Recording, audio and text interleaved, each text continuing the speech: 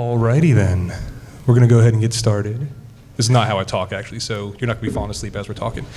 We are gonna get started. This is, I guess the 2:30 panel. It's the first one in this room, so hopefully everything is working okay. I guess we're the guinea pigs. Thanks for being here to watch this disaster. No, it'll be good. So this is our panel. It's about eSports. It'll mostly be about, to be honest, the Overwatch League. Because that really is the next big thing, at least here in America, that we're seeing come up, especially since it starts next week. The preseason was already a couple weeks ago. The official season will begin next week, so very, very exciting time for eSports. My name is Joey Gariziak. This is my, I think, 4th year here at MAGFest, and I've talked about eSports on pretty much every panel I've been on. It's just an exciting topic for me. We got a little bios here in a second, so you'll learn more about me. It's great. But it's something that I'm really passionate about. I really enjoy everything about eSports. And I love this conference. I love MAGFest. It's always a great time. I go to other conferences that are more academic and more about sports, and you'll see why here in a second. Those people are really boring. People here at MAGFest are really cool, which is why I like this one the best. And it's also fun. It's just a fun conference to come to. Is this anybody's first time at MAGFest? Wow. Welcome. Welcome. Who's been here for a long time to MAGFest? More than 4 years? More than 6 years? How long? Dang. Probably 8 to 10. 8 to 10 years? Wow. Nice. We've got a good range awesome. in here. And as you all know that have been here before, it's just a really cool place to be. And you hear a lot of interesting stuff. You know, MAGFest is great for the games, the merchandise, the music. All this stuff is really cool. The cosplay, all that. And this MAGES panel, the Music and Gaming Educational Symposium panels, offer you a little more into a lot of different areas of video games. And so that's why we're here. So I enjoy this, and I'll let Brett talk for a little bit now, and he can introduce himself a little bit. Oh, well, I'm Brett. This is my first time here. Really, I'm here because Joey was nice enough to let me tag along. So nice. And yeah, very nice. And just really for me, this is just a passion. Esports has been something that I've been into for 3 or 4 years now with League of Legends. And now super excited for the Overwatch League, and yeah, I guess we can click to the bios. So this is who we are. That is not what I actually look like. Brett decided to have some fun right before I downloaded this. He gave me last edits. Make me look, he made me look like Mr. Monopoly up there. It's fantastic. My dad has a mustache like that, so I guess that's what I'll look like in about 20 years. I'm not looking forward to that time, apparently. So I am an associate professor, I can't even talk, at Shenandoah University, which is about an hour and a half, hour 45 west of here. Over in Winchester, Virginia. It's a pretty small school. I've been there for about 5 years now, and I teach sport management, which sounds, again, I've gone to conferences talking to sport people. It sounds a little strange that I'm talking about video games, but when you think about video games, the intersection of video games and sport, it's esports. And it's something I've been researching for about 5 years now. So I got in, not when it was new, because esports have been around a lot longer than people realize. We just didn't really call it that. And I grew up playing Halo, was my jam when I was in college, Halo 1, and went to a couple tournaments competitively in Halo 1. Blood Gulch, Capture the Flag was fantastic. Some epic matches about 3.5 hours long, always fun to do. So I've been really studying esports for a long time and researching, writing articles, writing books, talking on panels like this. For a while, and I don't know if I'm an expert. People say I'm an expert, but I'm not really an expert. I'm sure a lot of you in here know more than I do because there's so much out there about esports. It's impossible to know everything about it. Besides that, Brett and I also work on a radio show called Press Start. I don't know if it's not really work. We show up, we get to talk about video games, and us in particular, we talk about esports on the radio show. We do it once a week, and it airs every Saturday at 9 o'clock in the morning on Bob Rock's radio, also ESPN Radio out of Hagerstown. And we have a slide about that a little more here in a little bit. My favorite game by far is Overwatch, and right now I'm repping the Houston Outlaws jersey. And really, I have no big affiliation to Optic Gaming or Houston Outlaws. It's just aesthetics. Except that it looks cool. I think this is the best color scheme. Not only that, but I do like Houston. I got engaged to my wife in Houston, so I do have some pull there. But what I'm really waiting for is a team in DC. We need a Washington, D.C. team. There's nothing. Philadelphia, I guess, is technically the closest team for Overwatch to us. Yeah, see, there you go. Absolutely not. We need a DC team. But also, wait, hold on. What was Houston's record in the? I don't know why I'm looking at my watch. Yeah, why are you looking at you're looking at a wrist is what you're looking at. What was preseason doesn't matter. Well, doesn't matter. 0-2. I think it matters a little bit. Doesn't matter. The Patriots could go 0-4 in the preseason, so in the Super Bowl. I don't even like the Patriots. I don't know what football is. Great. But yeah, so I am repping Houston for now until we get a DC team. So we got to make it happen. Monumental, who is in charge of the Wizards, they do have some interest in some esports team. So hopefully that's going to lead to an Overwatch team. I'm trying to push it a little bit with them. So hopefully in the next 2 years or so, we're going to see a team in DC, if not sooner than that. Cool. I am a graduate student at Shenandoah, where Joey teaches, and I'm in behavior analysis psychology. I grew up with a father who researched sports psychology, so kind of like what Joey was talking about. I grew up in that household, and then when I met Joey, we kind of, started doing the podcast and stuff, and we really have just gone back and forth, giving each other a hard time about this, and he was, again, nice enough to let me come along and talk. I represent Dallas because I'm from Dallas, and that's how you should pick your sports teams geographically. Nice jersey. Yeah, well, thanks. You can choose a taco.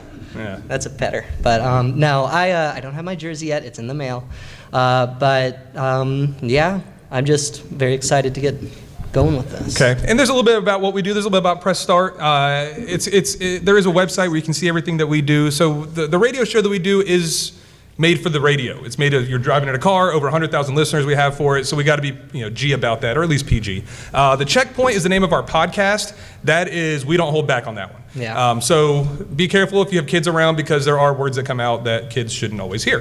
We also drink beer on it, which is always fun. Yep. We talk about movies and entertainment and video games, drink some tasty craft beers, and have a really good time. That's why I say work. It's not really work, it's work. But if you get a chance, please check it out. PressStartVG.com is going to be the website where you can see all this stuff. And I'm happy to talk to you more about that after, if you'd like. For this panel, for this presentation, whatever you want to call this, we are more than happy to answer questions throughout. If you have a burning question that you want to get to right away, just raise your hand. Okay, it's not like we're going to talk and we know everything about it, and then at the end, then is your Q&A. I've done those before, they're okay, but a lot of times you forget your question and you want to know about something right now that we just mentioned. If that's so, just raise your hand. I'd love to hear what y'all's thoughts are about things. Yes, our first one. Why are NA teams trash? Yeah, really. I don't know, New York has a whole lot of, or at least for Overwatch, New York has a lot of talent from overseas. Yeah, there's a lot of talent from overseas. We're getting the overseas talent, but right now North America, a little behind. A little bit, just to say the least, we're a little bit behind. Overwatch, and especially things like League of Legends, Dota 2, not so much in America. It's catching on. We're not where the Korea, South Korea is. We're not. The Asian countries are obviously ahead of us, but at least there's an interest, which helps. Maybe it'll get better in the future. I don't know. By the time the Olympics come around and esports is part of the Olympics, which is going to happen, maybe America will have a shot. We need more video game related deaths, I think, is really what seems to be the determining factor. Yeah. So we're going to start simple. If you're in here, you probably know what this is, but I'd be remiss if I didn't at least start out by saying, what are esports? What is esports? I don't even know the right vernacular for this. So esports is basically just competitive video gaming. That's what it is in a nutshell. It's people playing video games against each other where there's a winner and there's a loser. I've talked about, is this an actual sport? Is this a sport of the future? What do we call this? My argument is that, yes, it is a sport, and that's coming from a guy that has studied sports for a very long time, and I've played sports my entire life. That's not an easy argument in academic circles with other people that talk about sports, and no, you gotta have blood, you gotta have injuries. Well, there are injuries in this. You gotta have this, that, and the other. There are some certain elements that have to be there, but anybody's definition of sport is going to be different than the next person's definition. So, you can argue all day, but it really doesn't matter. So, for the purposes of this, is it a sport? Is it not?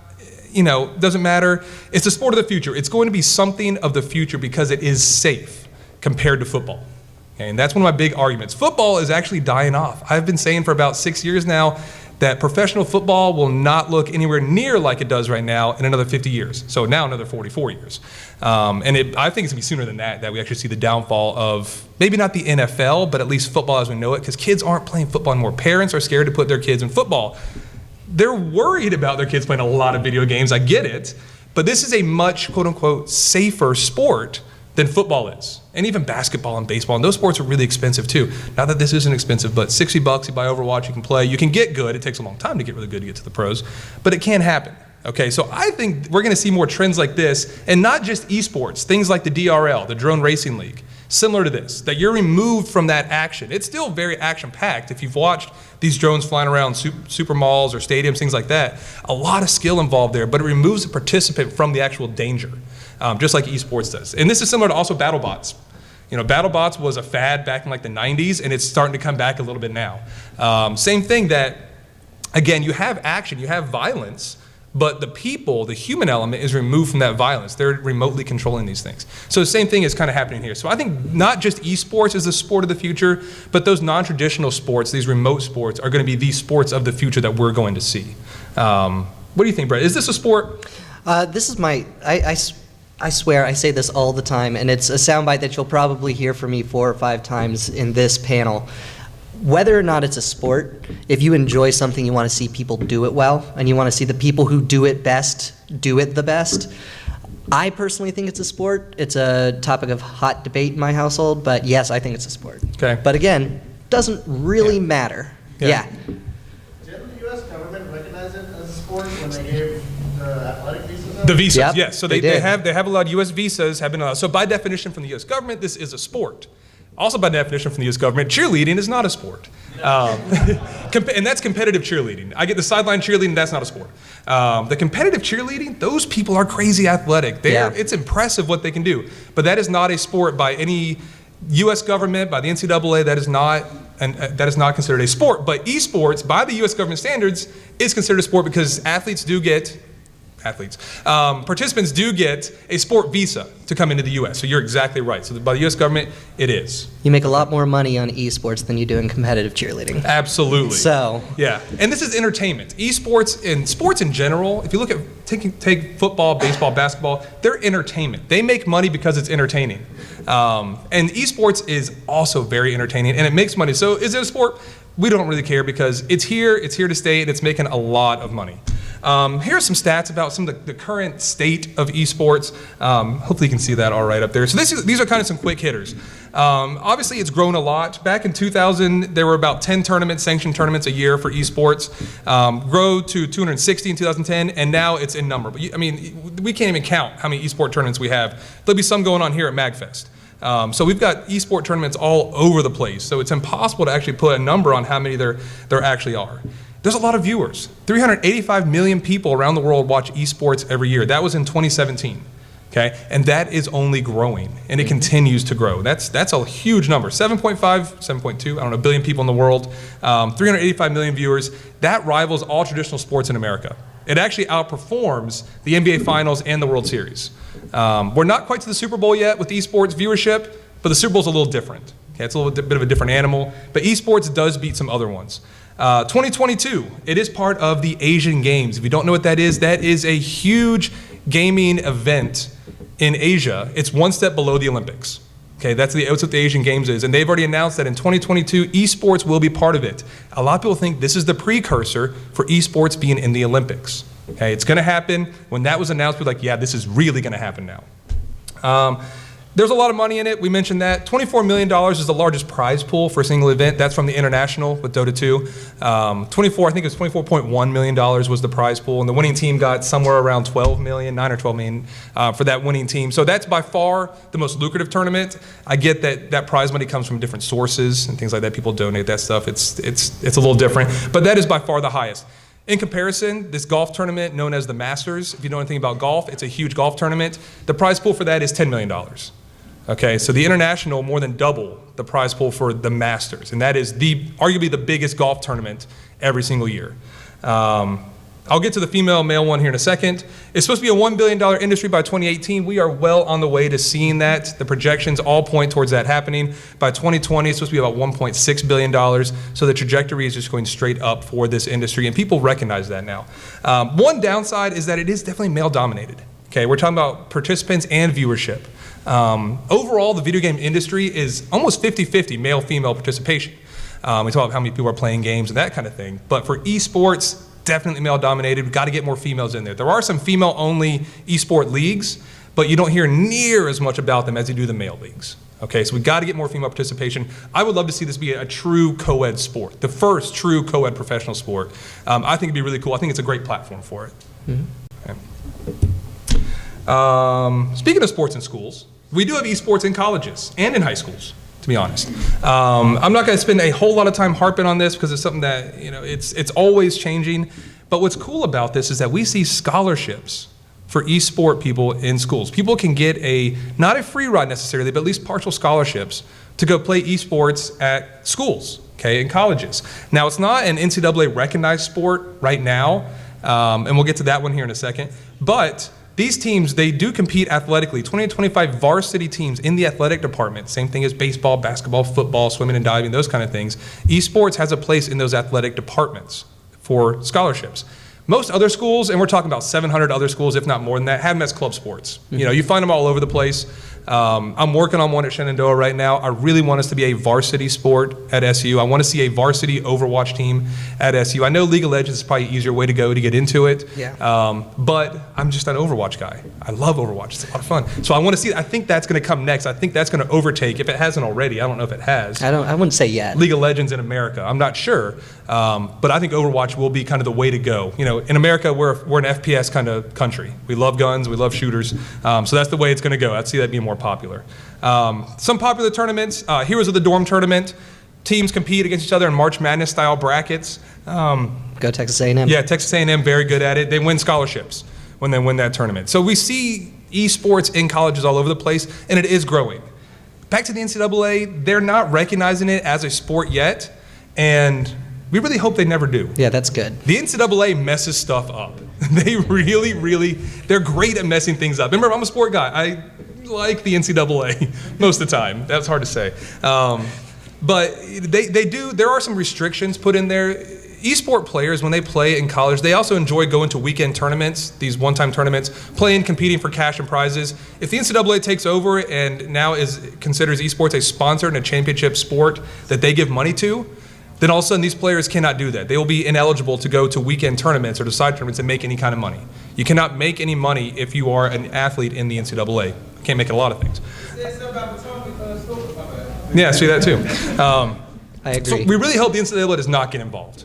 So I don't really know anything about much professional sports. What is the NCAA? So the NCAA is the National Collegiate Athletic Association. They govern all college sports under NCAA schools. About 1,300 universities in the country are under the NCAA, and they make the rules and the schedules, not all the schedules, they make the rules and regulations for baseball, basketball, football, all those things that are on ESPN, all those college sports. So in the context of what you're talking about, this really only affects the collegiate players, right? This is only collegiate. Yes, this isn't professional. And my area of research is all the professional side. I just thought it'd be good to make sure that we know that it is certainly growing in college. And if you're looking for a college to go to that has esports, there's a lot of them out there. Yep. Okay, yes. So if the NCAA got involved with collegiate esports, would that mean they wouldn't even be able to profit from Twitch if they were like a famous Twitch streamer while on Correct. Yep. Yes. It would be, it would ruin things. People would not, they would say, I'm not going to go to college then and play this. That was the whole reason.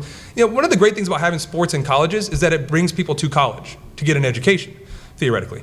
Some of those big time schools, maybe not so much. But, you know, if they do that, it's going to ruin that model for these players because they're not going to be able to profit off of Twitch. There was a football player, I forget what school now, that went on YouTube and made some money off of YouTube videos, some YouTube videos he was making, ineligible.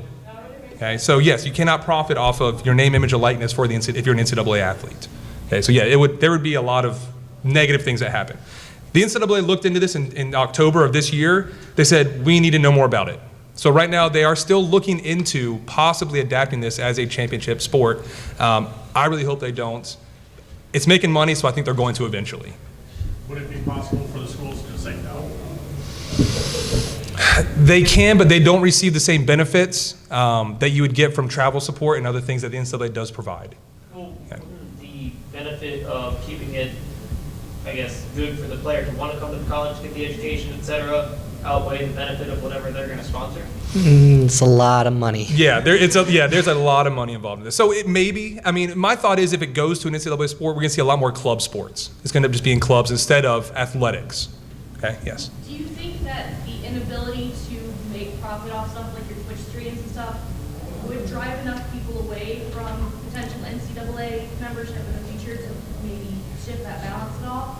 It certainly could. I mean, we all know Twitch, or hopefully we all know Twitch in here. It's so big. It's such a huge animal. More and more people are getting on it. So maybe that drive will compensate for it. I don't know. That's hard to guess at, but maybe. I think there's more to Twitch than the money that you get from it. It's all about you build a name on Twitch. If you were to build your name as part of Texas A&M's team, you're doing great things for the team, but then once you graduate, your name, you could have spent 4 years building your own personal brand instead of the brand of the team you played for. So I think that you're missing more than just the money. Yeah. So.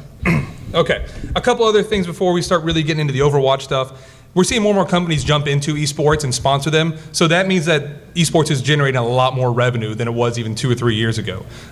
Endemic and non-endemic brands like Coca-Cola, Pringles, Snickers, McDonald's, Monster, of course. You see Red Bull a lot of times. Turtle is a big sponsor for a lot of tournaments. So we're seeing more and more brands jump in. More and more companies are recognizing, oh my God, esports is big and people are watching it. We got to be part of this. And they're spending a lot of money to be part of it and put their brand on these tournaments. But we're also seeing a lot of jobs pop up. A friend of mine actually has this job right here, and I don't want to say his name, I don't want to say who he is. I was hoping he'd be able to speak on this panel, but he wasn't able to because of the job. But there are jobs now where you can know a lot about esports and get a job working for somebody that's nothing to do with video games or esports. You can work at Geico as a marketing coordinator for esports, just so you can let them know, hey, what esports are and how to get involved with it. Okay, so these positions are being created all over the place. Okay, so it's not just like you have to work for ESL, you have to work for Blizzard to be involved in esports. A lot of companies all over the country, all over the world, are getting involved in it by marketing coordinators because they're recognizing the value of esports. So if you want to work with esports and companies, they're out there. Yeah. So real fast before we go on to like the more Overwatch focused stuff, do you think that like the more like charity driven stuff is helping change the opinion of like esports in general? Like with the like Extra Life and like One Up and stuff like that? Sure. I mean, charity events always help. I mean, it gives a positive brand image to the term esports. A lot of people don't like the term esports because esports is an all-encompassing term that is League of Legends, Overwatch, and every single Street Fighter, all these games that come under it. There's a lot of genres that happen under esports. But I think overall these charity tournaments, they need more publicity. I know Extra Life maybe has the most publicity of all those charity tournaments. And it was a great Extra Life a couple weeks ago, early November. We got to participate on my campus. I had a video game class that was able to raise a lot of money for Extra Life, which was great. And they had no idea about it. And those were video game people. Those people, and they were like, what is Extra Life? What are we doing with this? It just needs to get more publicity. And I know that charities are a little hesitant to publicize themselves a lot because it seems counterintuitive almost. But it's certainly, anytime charity work goes into it and is part of something, it always helps the brand image. I think it's only a positive. And I love seeing all these charities helping out and are connected to Children's Miracle Network or whatever other charities are out there. So I think it certainly does help the image of it. Yes? So why would Overwatch overtake CSGO? Because I'm a fan of CSGO, but I've never played Overwatch. Newer. It's a newer game that. Is that what you're saying? What's that? Is the new hotness? It is A little definitely the bit. new hotness. It is certainly. I mean, CS:GO is, I don't know how old now. It's 8 years, 10 years. Well, it started with CS 1.5, right? Right. Back in the old days. Yeah. So it's been around for a hot minute, right? Yeah, and Overwatch is a year and a half old now, and it does things that CS:GO does. It's a whole different thing too because it's much more of combining the elements of a strategy game, almost like a MOBA with the heroes, and bringing them into the first-person shooter. And I don't know much about CS:GO. I don't play it personally, but it's still that first-person element that's so good. And yes, it's popular. Call of Duty, extremely popular in the U.S. One of the best-selling games of 2017, and it just came out in November, was World War II. Halo was around for a very long time and popular in the U.S. So we're very popular with the first-person shooters. So CS:GO, yes, very popular, but I think Overwatch will overtake them, especially with the new structure of this league. The way that Blizzard is promoting this is a whole different thing than anything that CS:GO has had. Right. Yeah. Yes? Do you think there's always going to be kind of staple esports, or do you think it's going to just be something that changes over time, like the new stuff, like the new hotness coming in all the time? It's the industry that always gets in the game. Sure, that's a great question. It's a hard question to answer. League of Legends is how old now? It's about 8 to 10 years or so, 7 years, 8, 7 somewhere years. around there. 9 years. Cool. Somewhere around that area. And I think we're starting. Not that we're seeing the downfall of it, because what's good about these games now is they're constantly updated with new characters, new heroes, new maps, new play styles. Overwatch has the new skins, the new events that come around all the time. You know, we Right. love the winter event, the Halloween event. Fear the dog. So, you know, as long as you keep it updated, you can keep it around longer. With new iterations of Halo and Call of Duty, that's what kind of did them into me. Because there was a new Halo or Call of Duty, it seemed like almost every single year. You're looking at competitive Call of Duty, people had to relearn the mechanics of that game. Basically, it's the same, but there's a lot of nuances that make you really good that are extremely different from one game to the next. And I think that really hurt the community for any kind of Call of Duty game. The staples, if I had to guess, I think League of Legends will be around for a very long time. I think that Street Fighter 2 will be around for a very long time. Smash Brothers, you know, that's an Yeah. esport as well. I mean, that's going to be around. Rocket League. Rocket League as a new one that's coming up now. That I think Rocket League will be the first Olympic one. I think that will be around for a while, and that's like an indie game that just went crazy.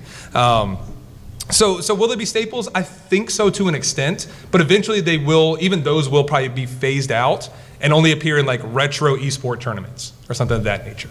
Esports itself will be around, but different games under esports will keep popping up and refreshing. I think. That's, again, I'm just guessing. This just shows the growth. I'll go quickly through this. We don't need, who cares? It's making lots of money. Right now, I have a picture of a plateau on there because I talked to people at ESL and they said, yeah, esports is growing really quickly and we're excited about it. But it's starting to level off, which is a good thing. We want it to level off. Nothing can sustain the success and the growth that it was having for the past 3, 4, 5 years. We're talking about 250% increase year over year. Nothing can sustain that. Okay, so they're starting to level off, but that's a good thing. So just because maybe you're not seeing as much excitement and stuff about it, doesn't mean it's a bad thing. It's here. Esports is here, and it's going to be around for a very, very long time because it is leveling off, just like any other sport or product also has leveled off. Okay, so let's get to this. Let's get to the Overwatch League because I love it. I love the Overwatch League. Brett, what do you think about the Overwatch League? What is the Overwatch League? The Overwatch League is competitive Overwatch, and what sets it apart from other video game leagues is the geographically based teams, which is a really big deal. It's got a Pacific League and an Atlantic League, 12 teams. What did they pay to be a part of it? $3 million or something for a $20 million. Oh, right, that's what it was. $20 million price For a tag to get a franchise. franchise in the So- Overwatch League. That's why there's only 12 teams right now. Right. League of Legends was about $3 million for their franchise. They started doing the same thing. So League of Legends was cheaper. Yeah. And so let's see, we've got CL Dynasty. I'm sure CL Dynasty, Shanghai Dragons, both of the Los Angeles teams, Gladiators and Valiant, and then the Dallas Fuel on the Pacific team, on the Pacific division. And then the Atlantic division is Boston, Uprising, Miami Mayhem, Philadelphia Fusion. Oh, I missed the San Francisco Shock in the Pacific, didn't I? I'm just letting you go. Okay, hold on. I'm trying to do this all off the top of my head. Okay. Yeah, New York, Philadelphia, Boston, Miami, Houston. Yeah. Yeah. Hashtag Greenwall. Burnley. And London. And London. So That's it. so as Brett's saying here, the Overwatch League is a whole nother, it is literally a league of its own. Great movie, League of Their Own. But the Overwatch League it's a whole new thing that Blizzard is coming up with, that we're having city-based, geographic-based teams in an international league, and we're trying to model it, I don't work with Blizzard, they are trying to model it after professional sports, where you do have city-based teams where people can cheer for a city. Because in esports, if you're connected to, I don't know, Fnatic or Optic or Envious or whoever, you're not really connected to a city, and people in sports like to be able to cheer for a city. If they know nothing else about the team, except that it's from Houston or Dallas or wherever, they can say, oh yeah, I like Houston, I'll cheer for them. That's what I did. Okay, so I'm connected to this team purely because, well, the color scheme and the fact that it's in Houston. If DC gets one, I'm switching my allegiance quick to DC, okay, because I'm close to it. Okay, so people like cheering for this, yes. Is that simply a callback to other leagues? Because aren't all the games in California anymore? They are now. Now they're going to eventually move to their home sites. But right now, yes, they are, and yeah, there it is. The picture up there on the right-hand side of the screen, is that right? Yeah, right-hand side, is at the Blizzard Arena. It's the one in LA, it's in Burbank. Or maybe it's in Burbank, whatever, it's in LA. Where all the preseason matches and actually at least the first stage of season 1 will all be there as well. Okay, but we're eventually going to see them more located in the cities, moving back out. Once they got to build all the infrastructure. It takes a little time to build all that stuff and put it together. But for now, yes, they will be in Los Angeles. Yes? What do you think about the profitability and marketability of team-based esports versus single-player esports? So, like, take, for example, Overwatch League versus something like Smash or Tekken. What do you think? Well, I mean, just I try. I guess I should put context in it. Based on what you were saying about, like, you know, the watcher and, like, their allegiance to a particular team or in the opposite, a particular player, etc. Right. The way I conceptualize it, I just like to draw the parallels between esports and regular sports. You certainly for single participant regular or traditional sports like boxing, you have people who will form allegiances to certain boxers, but again, it's not unless I don't know if you have like Dallas Man who's just like I am the Dallas Tekken fighter. I don't know. It's just it seems a lot easier to like create those alliances when you have like a group to identify with. At least in traditional sports. Maybe when you get to esports, we can see a shift to following individuals, following personal brands instead of team brands. But my guess would be that it's still going to be more team focused. I think it's consumer behavior, and like Brett's saying with sports, you can look at tennis, golf, boxing, all the individual sports. Those people aren't as attached to. And yeah, Serena Williams has a big following. Roger Federer, big following. Rory McIlroy in golf, big following. But not like a city-based team where you can cheer for this team that is, number one, televised a lot more often. Team sports are televised a lot more often than individual sports are. That's just a fact. But you build allegiance to a team. In America, we love the idea of teamwork and cooperation. We're not an individualistic society, no matter what you think. We're a team-oriented society. And people love that idea of team, and they can identify, they have allegiances, they pass it down to their kids, where it's much harder to pass down that because a person has their name and their brand. Once they're gone, that brand is gone. Right. But the New England Patriots have a brand, and that brand has been around for a long time, and it will continue to be around for a long time, instead of the Tom Brady brand. Yes, they're fans of Tom Brady, LeBron James, whoever you want to be a fan of. Those people will move on, and you can still be a fan of them, but you have your team allegiance a lot longer because that brand sticks around a lot longer. Okay. So I guess going off of that, then, do you think it would be smart for those single-player esports organizations to focus more on maybe making teams even for the single-player based on regions? So, for example, last year at SmashCon, there was a player named Zane who in Smash Melee got like 5th place at a really big tournament that year, who was just a not casual, but like kind of like a lesser-known Virginia player. But all of Maryland and Virginia at this con, since it was in Virginia, was blowing up for him. Even if they didn't know him personally, didn't know anything about him beforehand. Do you think it would make sense for those organizations to focus more on making teams that are regional based? I think it comes down to the fact of just sheer staff. Because when you have an organization, you have the infrastructure, they are available, social media managers, marketing managers, all that kind of stuff, that a single person can't really. They have some, but not to the same extent by any means. So yeah. Yeah, I mean, if it was a simple yes, then I would see Serena Williams doing something like that, But she doesn't need to. She's got that brand. Well, there's players, I think that by themselves, and when an esport player retires, they're going to go to Twitch and make a lot of money anyway. Or they'll go into broadcasting and do the shoutcasting for a long time anyway. Right. And they'll make their money doing other things. Will they attach themselves regionally? I don't know. They can. I don't think it's a bad idea for somebody like Octagon or IMG to pick these people up to be part of and represented under that umbrella. But I don't know if that'll be a big shift. I don't know if we'll see a big movement into that. So things about Overwatch League, again, they're taking these traditional sports, the way that soccer, baseball, basketball, football operates, and they're using that kind of format and putting it into the Overwatch League. With the way that seasons are set up, you got postseason, you got an all-star game, you actually have a combine for these Overwatch players. They can come and show off their skills and get picked up by teams. You have player stability. Something that's been a big issue in esports is that players move from one team to another, one club to another. Now they're under contract. They're on at least a 1-year contract for a minimum salary. $50,000 is the minimum salary for the Overwatch League for right now. I can certainly see that growing and being higher in the future, but right now, $50,000. They do get benefits, the health plan, and they do get retirement benefits. So we're seeing something that's very, very similar to a traditional professional sports contract. And it creates that stability. People can attach themselves to a team and even now to a player from 1 year to the next. If that player moves to another team, maybe they go with that player. Maybe like the LeBrons that went from Cleveland down to Miami and back up to Cleveland. Right? But it does create this more stability that is something that Blizzard wants to have. And you see the growth. Right now there's 12 teams. Brett listed off those 12 teams better than I ever could. I just care about Houston right now until DC gets a team. But they're projecting to have teams all over the world to actually create this international league that we're not used to seeing in America. In America, the most international we get in football is, well, London. You go play games in London every once in a while. Talk about maybe getting a team in London. In baseball, you got a team in Toronto.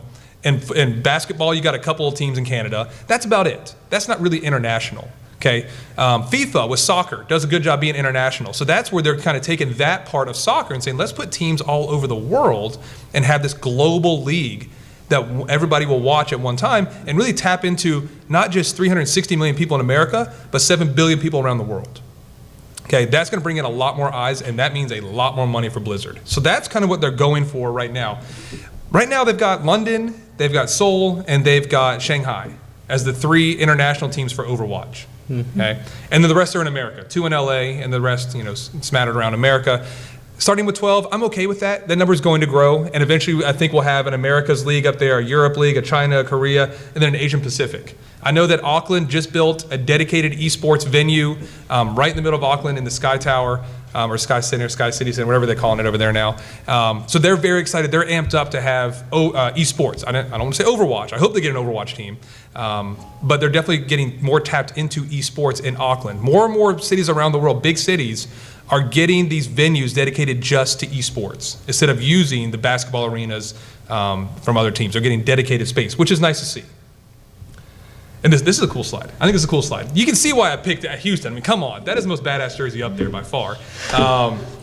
I do like some of the other ones. Some of the ones are okay, but Houston, it just looks cool. It's got that green and the black. I think it plays well together. But there is something else unique up here. One of these jerseys is not like the others. Can anybody see a reason? There might be more than one reason. I don't know. But there's one reason in particular. Yes. Jack in the Box? Yes. Yeah. Very nice. How'd you know? Burn blue. Can you actually see that up here? Did you know that? Okay, I was like, because it must. I'm sure I can't see the screen right now, but I'm sure it's hard. It's hard to see on here. So the Dallas Fuel actually have a jersey sponsor, and they're the only ones right now that have a jersey sponsor, and it is Jack in the Box, which just means they're making a little bit more money than any other club right now.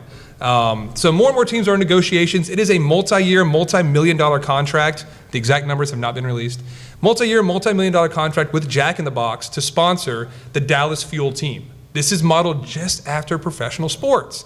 The NBA is starting to see teams have jersey patches with sponsors right here on their game jerseys. We're starting to see this trickle in. Soccer is famous, or infamous if you want to say that, for having huge jersey sponsors on their jerseys. Okay, or their kits, whatever you want to call them. So we've seen this in other sports. Esports and Blizzard were like, we're going to let them have jersey sponsors, one jersey sponsor, that only gets one, for a small patch right here. That's where everybody's is going to go. And you can negotiate the terms. Each club gets to negotiate their own terms with that company.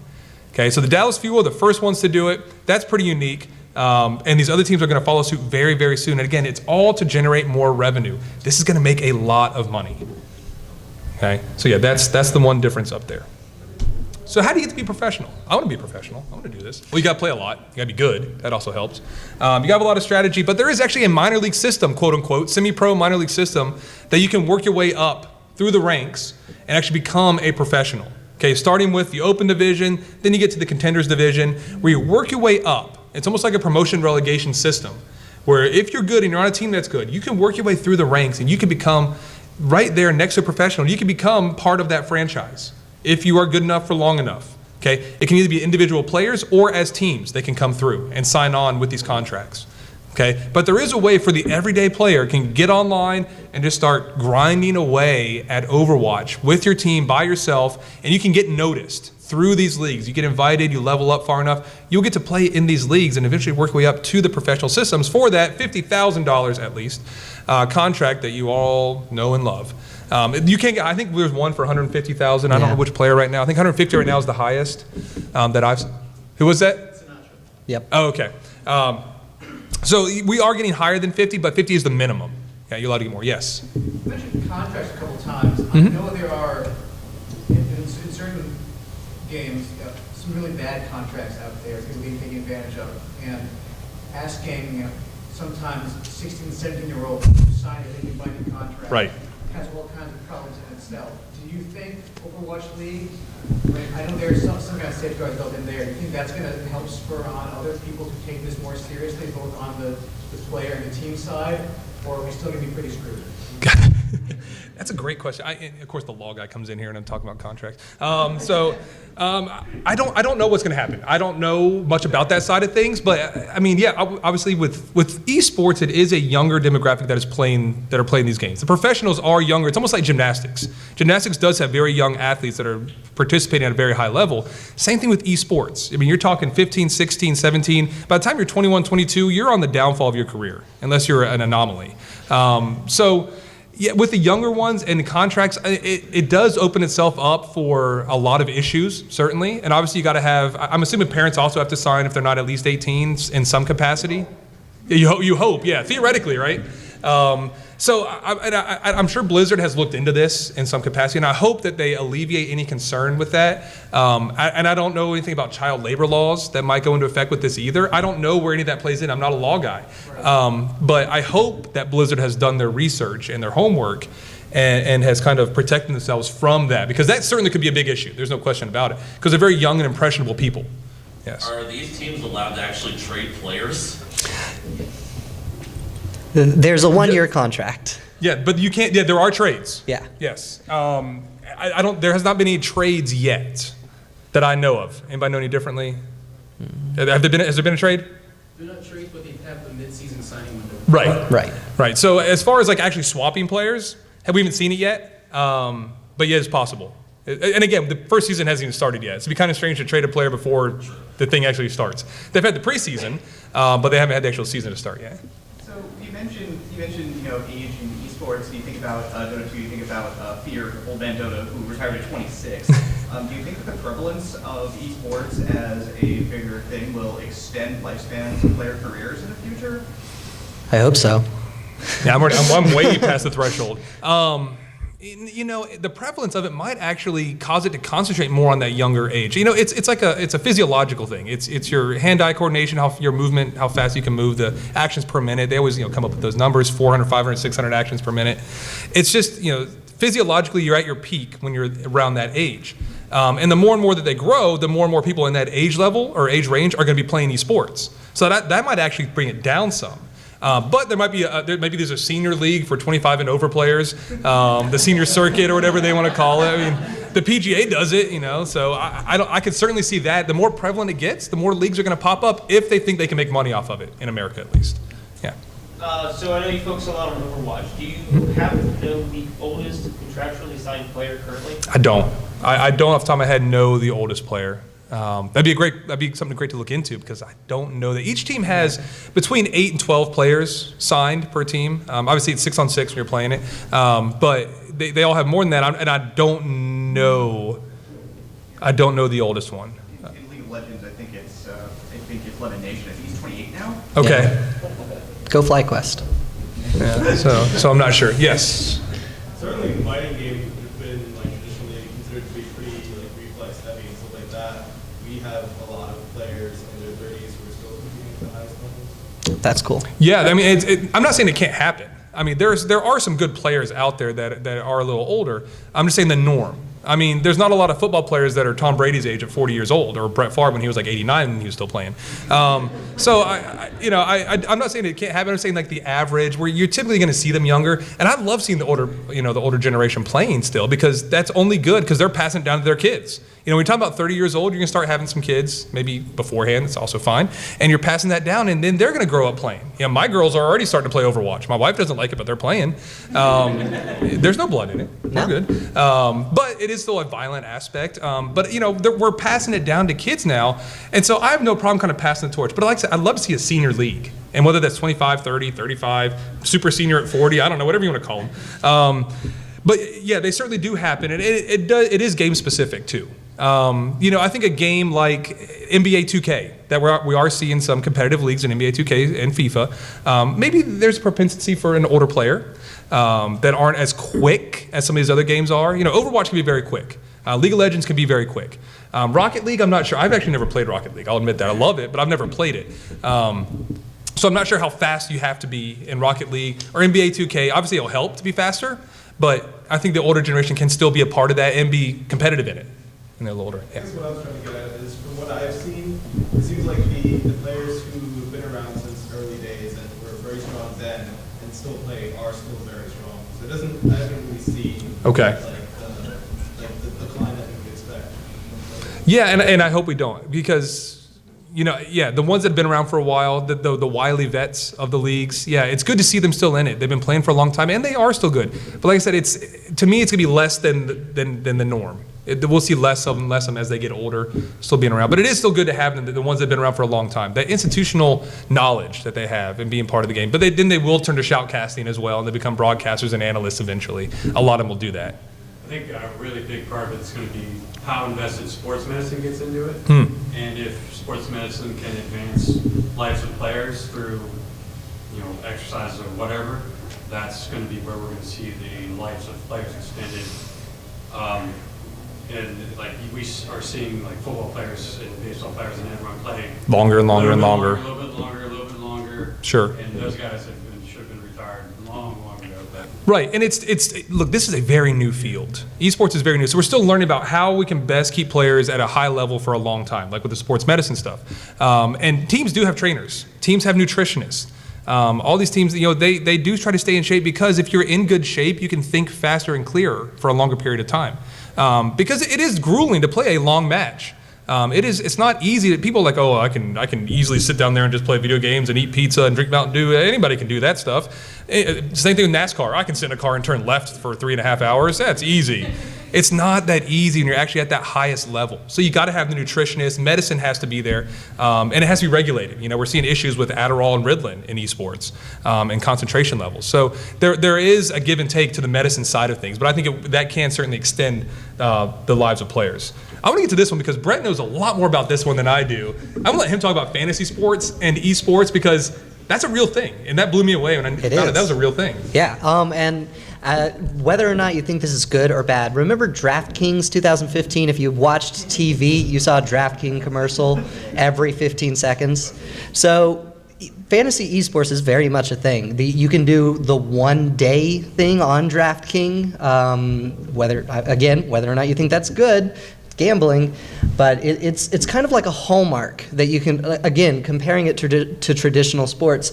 This is very much a part of traditional sports, and it's very much a part of esports. My experience is in the League of Legends, fantasy sports, and I know that it's pretty analogous because I'm terrible at both.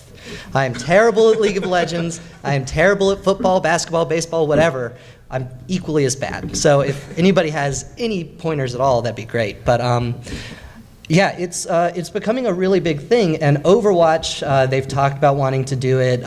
It's not going to happen in the first season. They've been talking about incorporating more than just kills and deaths and assists. They've been talking about incorporating how much healing you do, how many skill shots you land, how many ults you get, stuff like that into the scoring process. Obviously, it's a little more complicated, I think, than League of Legends, so we'll see what happens there. And actually, I was looking at this right before we started. I was just combing through Google as y'all were filing in. Winston's Lab, I don't know if anybody's familiar with that website. They have come up with an unofficial fantasy league that you can do starting for the January 2010. 2010? January 10th, 2018 season. It's very simple. It is very much just that kind of rudimentary. You get +2 for a kill, you get -1 for a death sort of formula, but it's going to allow people to start looking at the players as individuals instead of just the teams, which I think is a very good thing. And really that's what esports, fantasy sports brings to the table, is it brings the consumer's focus onto the player instead of just that franchise that gets passed down from generation to generation. So it's a very good thing that it's happening. And yeah, I think that's about all I've got. Yeah, I love the idea of fantasy and esports. People that don't know anything about football can still play fantasy football. It's a way to bring in another slice of the population. So I think it's really cool. I hope it doesn't favor offensive characters. I don't main. I main support. I do Lucio, and I'm doing Mercy a little bit now. So I would be terrible because I don't get a whole lot of kills here. I die some, but not a whole lot. But I do a lot of healing. So hopefully the healing is something that gets in there. So there is more than just kills and killing and dying and assisting in games like Overwatch that hopefully we'll start getting credit for, and we'll see that in the fantasy stuff. But I think it's only going to help it. So what's going to happen next? I don't know. I wish, if I knew, I could make a lot of money. I can guess all day long. That's easy. But I don't know what's going to happen. It's going to continue to grow, not at the same pace like I mentioned because it's leveling off a little bit, but we're trying to see not really the vertical extension, more the horizontal spread. Just the spreading and the diffusing of esports more to the general population and to the masses, for lack of a better term, because masses just, they don't understand what esports are at this point. It's got to be appealing to everybody. It's got to be on TV where people can see it. It's got to have shoutcasters that can break it down for the average viewer to understand what the hell is going on, because it is confusing. If you just tune into League of Legends or Overwatch or Dota 2 or anything, and like, what are they trying to do here? Why are these cartoon characters shooting magic spells at each other? Right. So you've got to be able to break it down for the average person. Same thing with football. Football can be confusing if you know nothing about football. And those announcers are trained how to break it down. We need people trained about how to break down esports in a very similar fashion. That will help it grow. There'll be new games that come out. We had a question about, are these new games going to hurt it? Are there going to be new games? Are there going to be staples in the esports landscape? New games are constantly being created, and they're being created now in esports in mind. Being created, how can we capitalize on the esports movement in this new game? Are we going to have a top-down view for the consumer? Are we going to have a first-person perspective from the consumer? What are we going to do? Overwatch is going to color-based actions. Explosions will be in the team-based color. That makes sense. You can see who's doing what, who's shooting what. Instead of having all generic color. It would be really confusing, and it is confusing, to watch that happening. But if you can see a green explosion, like, oh, Houston just did something. That's cool. They had that, or they're doing something there. So that will help the consumer be able to watch it. So when you're talking about the idea of tuning into, say, NFL, you're watching a football game, you kind of have a better understanding of what's going on versus if you're tuning into seeing League for the first time.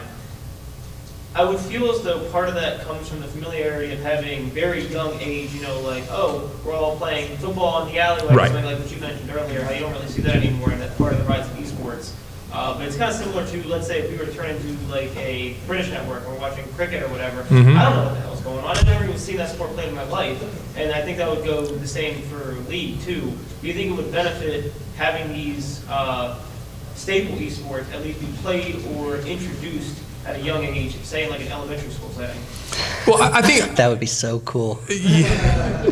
And we're obviously kids play video games. I mean, that's just a fact. The last quote I saw was about 2 years ago. 94% of all girls in America, not the world, in America play video games before age 12. 94%. 99% of all boys in America play a video game before age 12. And obviously, these things right here are helping. These are considered video games now.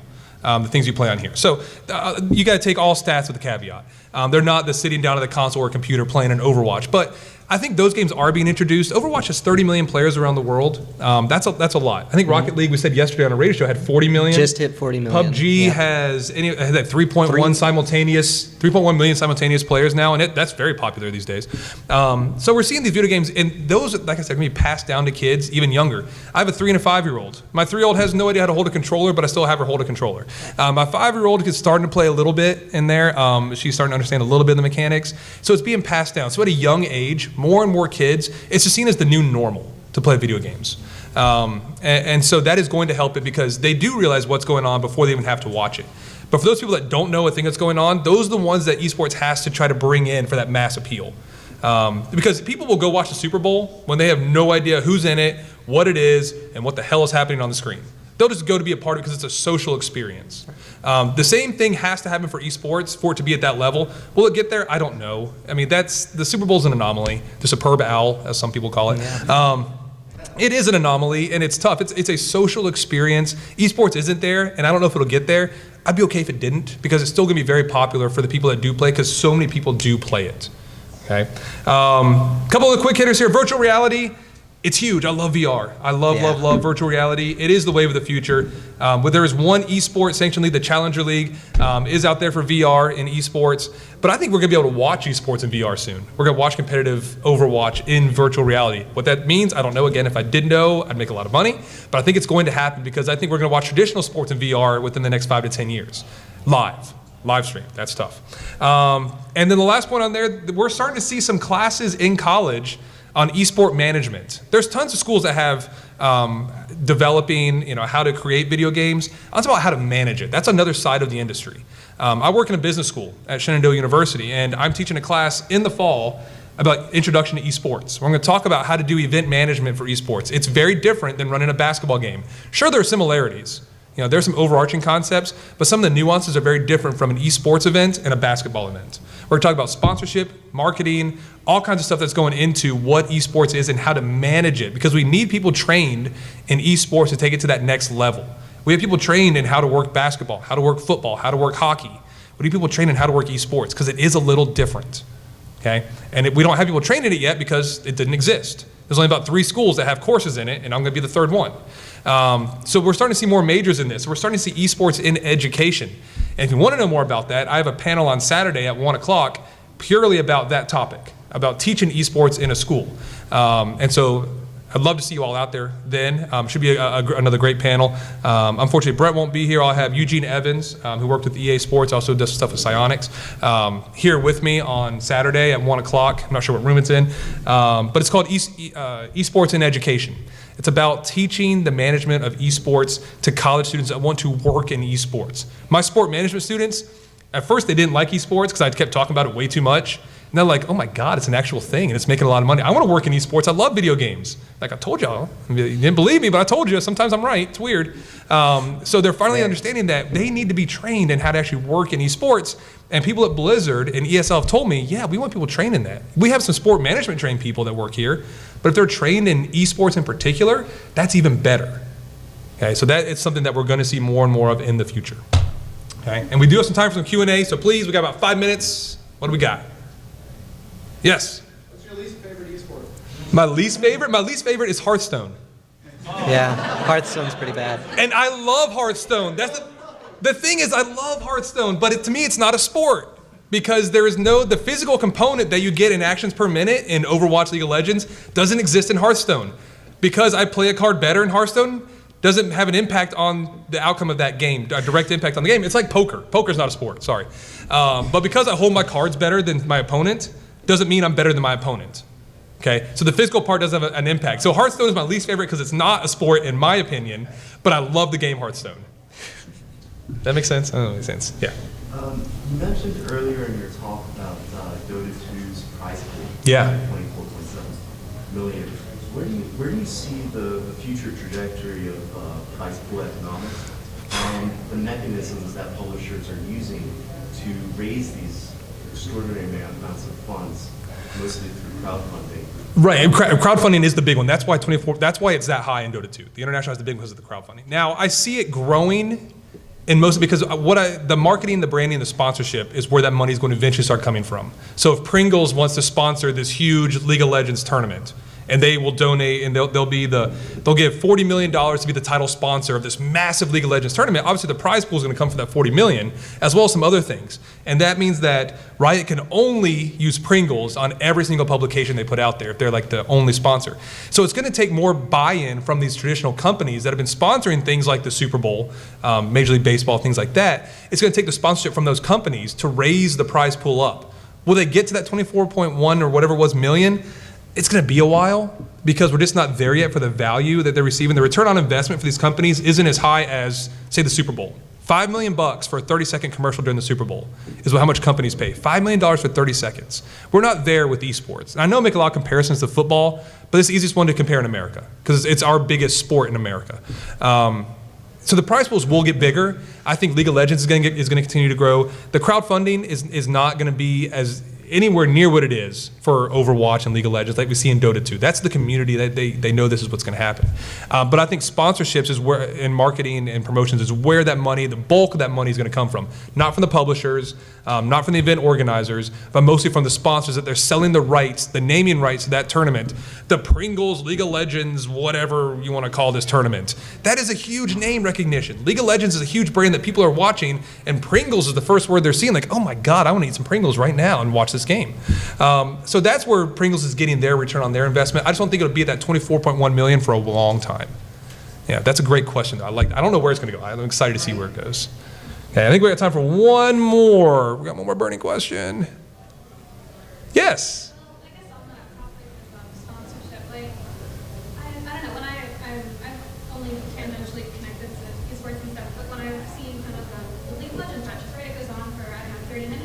play, like solid play. That is what I'm watching.